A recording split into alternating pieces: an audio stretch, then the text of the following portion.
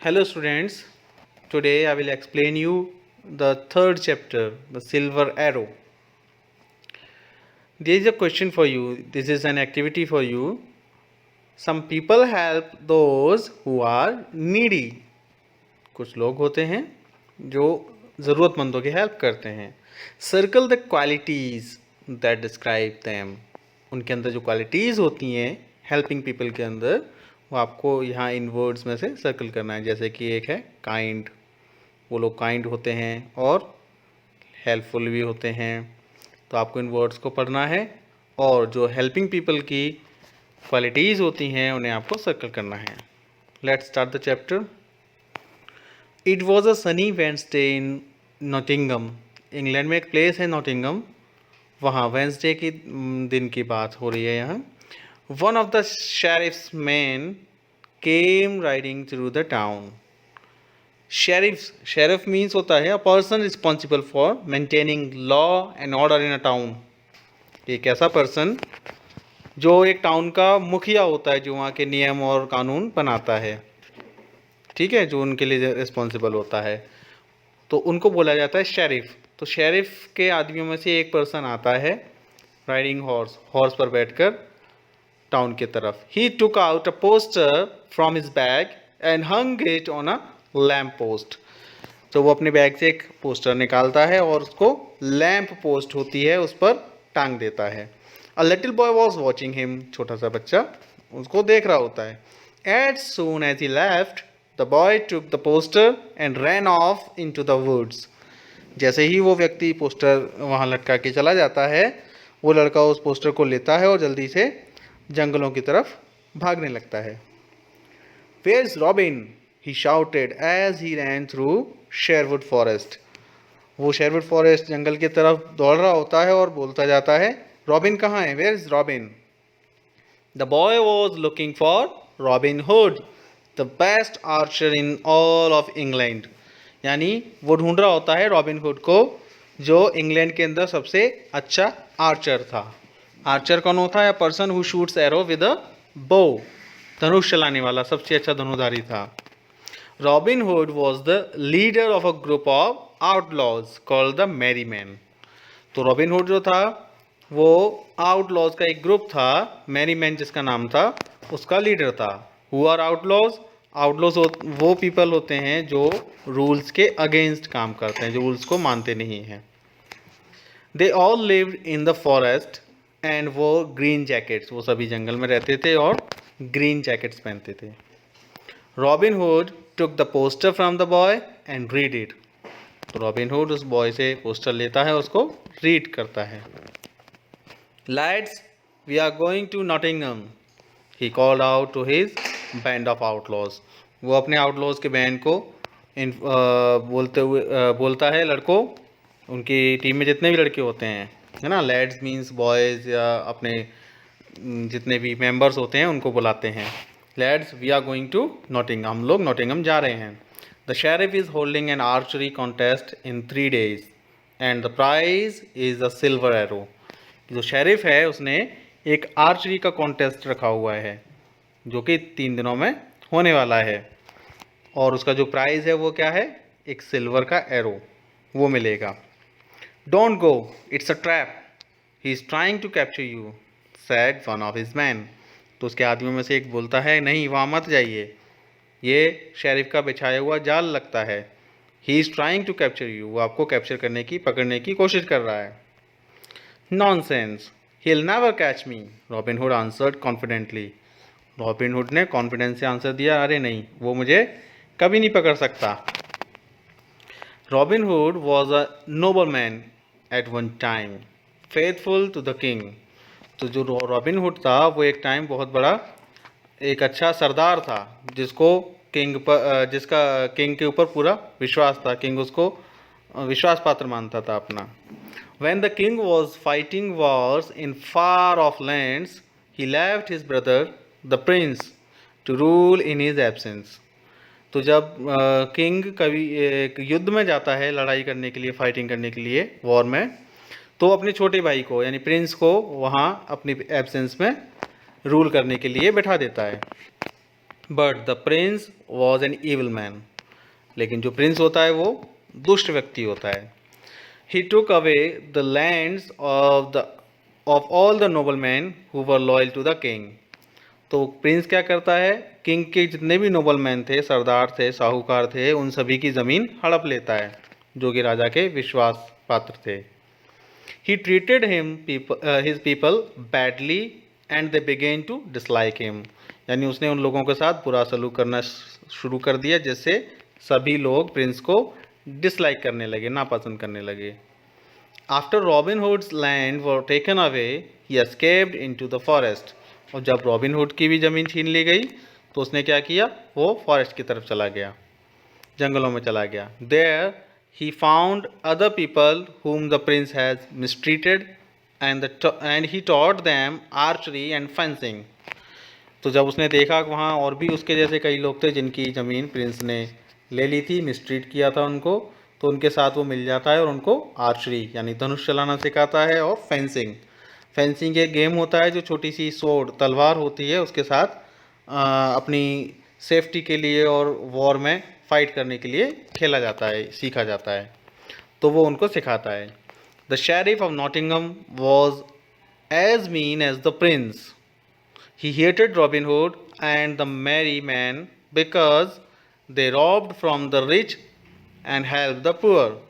तो जो शेरिफ था वो भी प्रिंस की तरह ही था, वो भी रॉबिन हुड को और उनके जो मैरी मैन थे उनको लाइक नहीं करता था। क्यों नहीं करता था? क्योंकि वो जो रिच पर्सन थे, जो रिच पीपल थे सिटी के अंदर, टाउन के अंदर, वो उनको लूटते थे और पुअर गरीब लोगों की उनकी हेल्प करते थे उस धन से। He wanted to capture Robin Hood and imprison him for ever. तो वो रॉबिन हुड को कैप्चर करना चाहता था और उसको हमेशा के लिए जेल में डालना चाहता था। But Robin Hood always manage to escape, लेकिन रॉबिन हुड हर बार भागने में कामयाब हो जाता था। The archery contest was the sheriff's latest plan to capture Robin. तो जो आर्चरी कॉन्टेस्ट था वो शेरिफ का एक नया प्लान था रॉबिन को पकड़ने का। Robin Hood will not be able to stop himself from participating in an archery tournament. तो उसने सोचा, क्योंकि देखो रॉबिन हुड सबसे अच्छा आर्चर था पूरे कंट्री के अंदर, तो उसने सोचा कि वो खुद को पार्टिसिपेट करने से नहीं रोक पाएगा। I will imprison him and his merry men when they came to compete, he said. तो उसने कहा कि जब वो और उसके आदमी यहाँ compete करने आएंगे, इस प्रतियोगिता में भाग लेने आएंगे आर्चरी के लिए, तो वो उनको पकड़ लेगा और जेल में डाल देगा।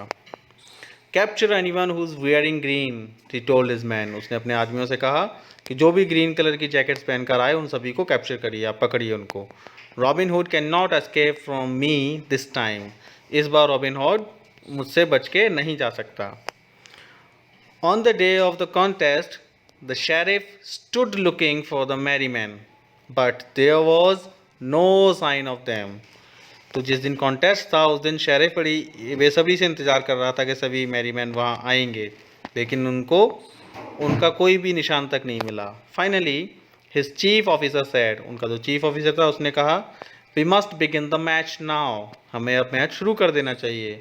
The people are getting impatient. जो यहाँ पे पीपल आए हैं, जो स्पेक्टेटर्स जितने भी हैं गेम को देखने वाले, वो सभी बेचैन हो जाएंगे, वरना इम्पेशेंट हो जाएंगे कि अभी तक गेम शुरू नहीं हुआ। The sheriff was disappointed that his plan had failed, but he started the contest anyway.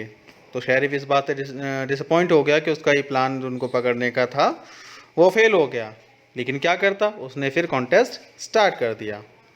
Many people had come to watch the contest. कई लोग उस कॉन्टेस्ट को देखने आए हुए थे। They all cheered when an arrow hit close to the target. जब भी कोई एक एरो टारगेट के बिल्कुल नज़दीक जाके हिट होता था तो सभी लोग उनको चीयर करते थे। Everyone kept expecting Robin Hood to show up. यानी हर कोई ये एक्सपेक्ट कर रहा था कि उनको रॉबिन हुड यहाँ देखने को मिलेगा। Some archers wore red jackets, other wore blue. There were archers in black, brown and even purple jackets. तो वहाँ कई सारे आर्चर्स थे, किसी ने ब्लू कलर की जैकेट्स पहनी हुई थी, किसी ने रेड, किसी ने ब्लैक, ब्राउन और पर्पल जैकेट्स भी आर्चर्स ने पहनी हुई थी। बट नो वन वोर ग्रीन, लेकिन किसी ने भी ग्रीन जैकेट नहीं पहनी थी। Soon there were only two archers left. One wore red and the other wore blue. तो जल्दी ही क्या होता है, वहाँ सभी लोग जैसे डिस्क्वालीफाई होते जाते हैं और लास्ट में टू आर्चर बचते हैं, जिसमें एक ने रेड पहना हुआ था और दूसरे ने blue. They were both very good, वो दोनों ही बहुत अच्छे थे।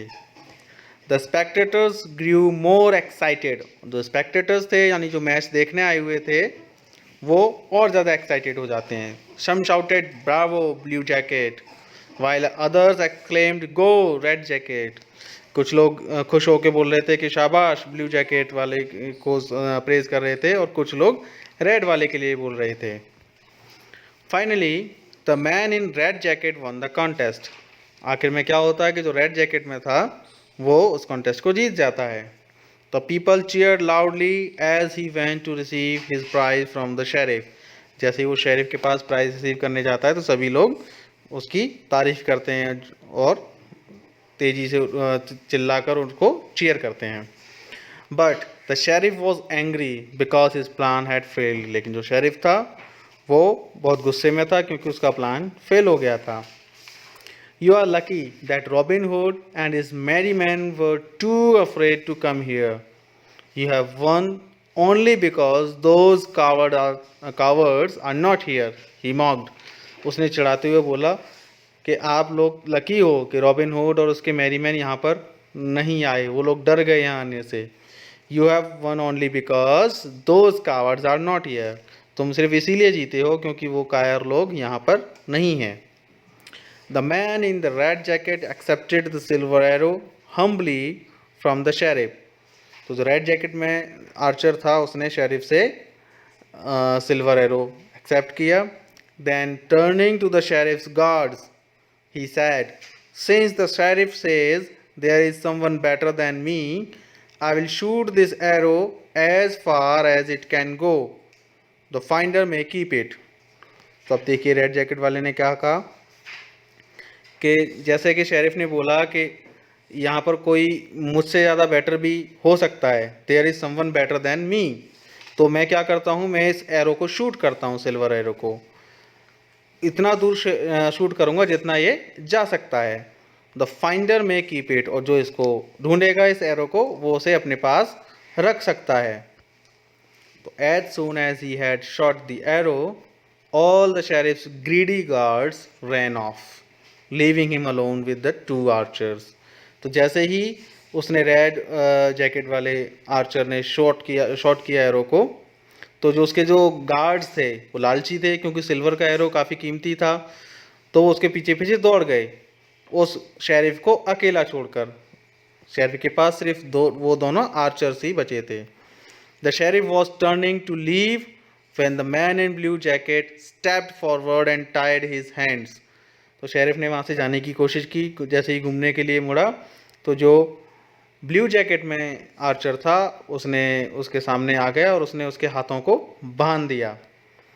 At the same time the man who had won the arrow through of his red jacket and revealed his green outfit. और जो जिसने सिल्वर एरो जीता था रेड जैकेट वाले मैन ने, उसने अपनी रेड जैकेट उतार दी जिससे उसकी अंदर की ग्रीन जैकेट दिखने लगी। Robin Hood and his merry man took the sheriff as their prisoner and went away to Sherwood Forest. तो अब क्या हुआ था, रॉबिन हुड ने जो टू आर्चर्स लास्ट में बचे थे उनमें से जो रेड जैकेट जिसने वियर की थी वो रॉबिन हुड था और ब्लू जैकेट वाला उसका आदमी था। तो उन दोनों ने शेरिफ को वहीं गिरफ्तार कर लिया और उसको जेल में डालने के लिए अपने शेरवुड फॉरेस्ट में ले गए वापस। You are worth many silver arrows, sheriff. I'll get my reward from the king when he returns, said Robin Hood. तो रॉबिन हुड ने कहा कि आप तो बहुत ज़्यादा सिल्वर एरो के लायक हो मेरे लिए शेरिफ। तो I'll get my reward, मुझे मेरा रिवार्ड मिलेगा from the king when he returns, जब मुझे मेरे राजा से रिवार्ड मिलेगा जब वो वापस आ जाएंगे। सो किड्स, ये एक स्टोरी थी।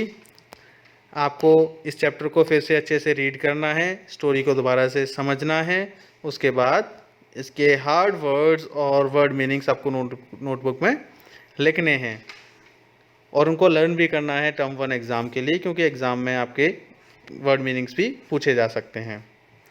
मिलते हैं नेक्स्ट क्लास में इसकी एक्सरसाइज के साथ। Till then bye bye.